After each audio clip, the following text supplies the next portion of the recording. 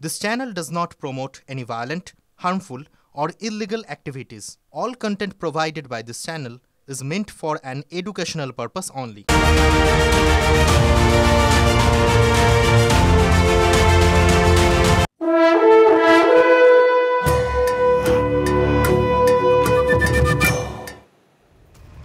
নমস্কার, আপনারা দেখছেন টিভি9 বাংলা। আমি শুভজিৎ রয়েছি আপনাদের সঙ্গে।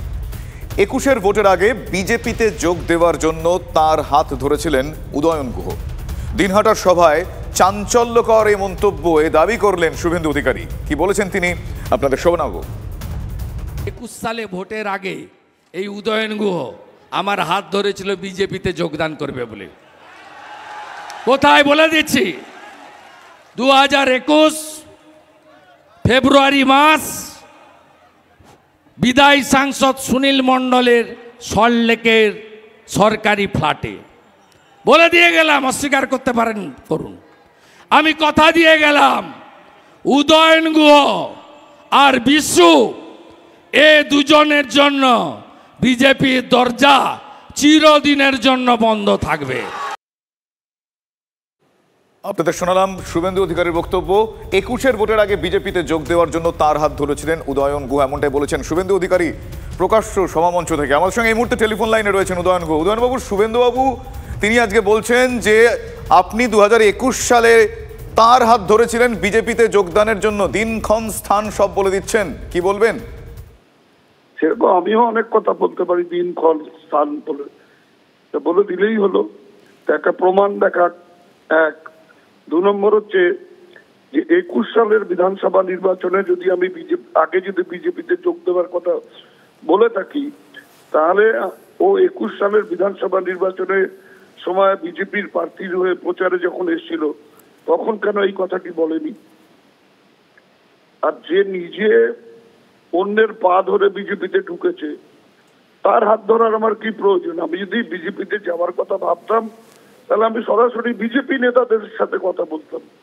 ও তো তখন বিজেপিতে সবে গেছে, ওর হাত ধরার আমার কি প্রয়োজন ছিল? আসলে প্রচন্ড গরমে নির্বাচনী প্রচার করতে গিয়ে হয় ওর মাথা খারাপ হয়েছে, না হলে গাঁজা সেবন করে বোধহয় মঞ্চে উঠেছিল।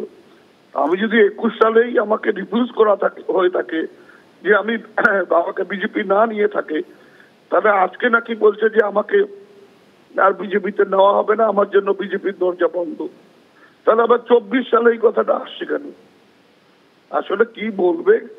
দিনহাটায় এসে উদয়ন গুহর বিরুদ্ধে বলতে হবে, তাই কিছু আবল তাবল কথা বলছে, যে কথাগুলোর কোনো মানে নেই।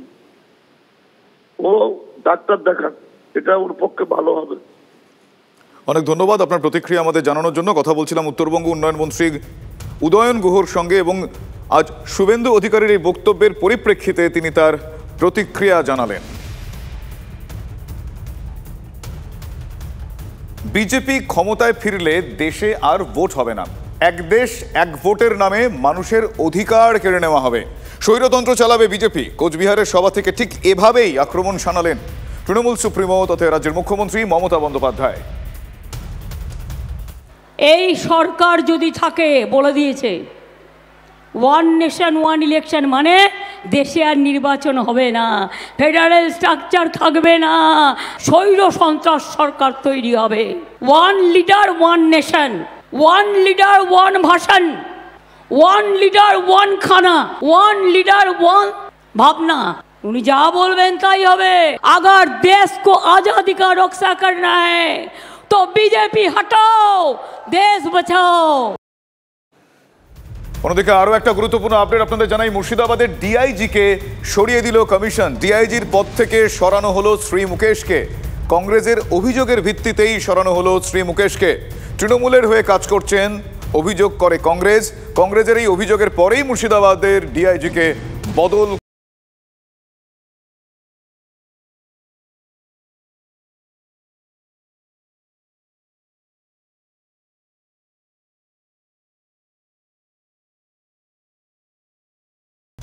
हमारे एक डीआईजी को भी मुर्शिदाबाद रेंज में चेंज कर दिया बीजेपी का बातों पे। अगर मुर्शिदाबाद मालदा में दंगा हो जाए तो इसको जमींदारी इलेक्शन कमीशन को लेना होगा कि हमको पता है कौन दंगा संभाल सकता है। आप जानबूझ के बीजेपी का बात पे आप चुन चुन के ऑफिसर चेंज करता है पश्चिम बंगाल में, इसी के लिए कि जैसे बीजेपी का मौका मिले, अगर दंगा एक भी हो हम आपको पकड़ाएगा कि हमारा लॉ एंड ऑर्डर अभी इलेक्शन कमीशन आप देख रहा है, आप हमारा बात नहीं सुन रहा है। कोई भी खुश हो जाए, ये बात याद रखना, हम अगर किसान के लिए 26 दिन हंगर स्ट्राइक कर सकता है तो आपका ऑफिस में भी हम 52 दिन, आपका उधर में भी हम बैठ सकता है। देखता है कितना जेल है।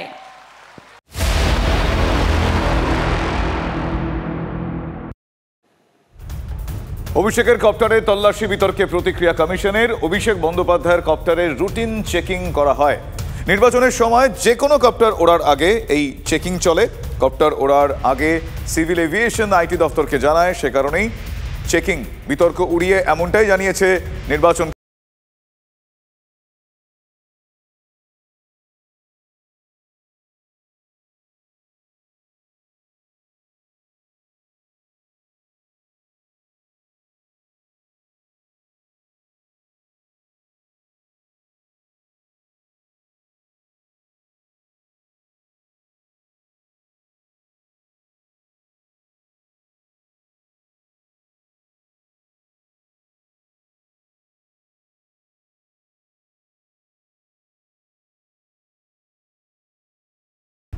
ভারতবর্ষের গণতন্ত্রকে নিয়ে যে স্বৈরাচারী খেলা আপনারা করছেন, সবার দুয়ারে ইডি পাঠিয়ে দিচ্ছেন, সিবিআই পাঠিয়ে দিচ্ছেন, ইনকাম ট্যাক্স পাঠিয়ে দিচ্ছেন, এনআইএ পাঠিয়ে দিচ্ছেন। অভিষেকের কালকে একটা মিটিংয়ে যাওয়ার কথা ছিল, হেলিপ্যাডে চলে গিয়ে ইনকাম ট্যাক্স বাবুরা হেলিপ্যাডে নাকি হেলিকপ্টারে নাকি সোনার টাকা নিয়ে আসছে। আমরা করি না, ওটা বিজেপিরা করে। তার কারণ ওরা বিএসএফ এর এতে আসে, ওরা সিআইএসএফ এর এতে আনে, এরা প্লেনে আনে। কোনোদিন কোনো পুলিশের সাহস হয়েছে তাদের গিয়ে চ্যালেঞ্জ করার? আমাদের ঘরবার প্রয়োজন মনে পড়ে না। আমরা একটা সিস্টেমে চলি, যখন কিছু থাকবে না মায়ের কাছে আঁচল পাতবো, মা গো একটা টাকা দাও, একটা নোট একটা ভোট। ইয়াং জেনারেশন এগিয়ে এসো, দেশকে বাঁচাও, দেশকে বাঁচাও, দেশকে বাঁচাও। মোদি খা লেগা, মোদি খা লেগা, মোদি খা লেগা। যেদিনকে ইলেকশন কমিশন ফুল বেঞ্চ ইস্যু করেছিল না দিল্লিতে, সেদিনই তারা বলেছিল যে এবারে স্পেশালি রাজনৈতিক দল এবং নেতারা যে হেলিকপ্টার এবং চার্টার ফ্লাইট ব্যবহার করবেন সেখানে তল্লাশি করা হবে। ন্যাচারালি দেশের আইন সবার জন্য সমান, দেশের আইন আলাদা হতে পারে না। এখানে ভাইপো পিসিকে আলাদা আইনে ট্রিটমেন্ট করা হয়, এটা দেশের আইন সবার জন্য ইকুয়াল। আপনারও একটা ভোট, ভারতবর্ষের রাষ্ট্রপতির। অভিষেক বন্দ্যোপাধ্যায়ের কপ্টারে আয়কর হানা, কমিশনে নালিশ করে তৃণমূল কংগ্রেস। জাতীয় নির্বাচন কমিশনে নালিশ শাসক দলের। বেহালা ফ্লাইং ক্লাবে ট্রায়াল রান চলছিল হেলিকপ্টারের। হলদিয়া যাওয়ার কথা ছিল হেলিকপ্টারের, ট্রায়াল রানের মধ্যেই কপ্টার হানার অভিযোগ। তল্লাশির সঙ্গে অভিষেকের রক্ষীদের সঙ্গে বচসার অভিযোগ তৃণমূলের। কিছুই পাওয়া যায়নি দাবি অভিষেকের। এবার কমিশনে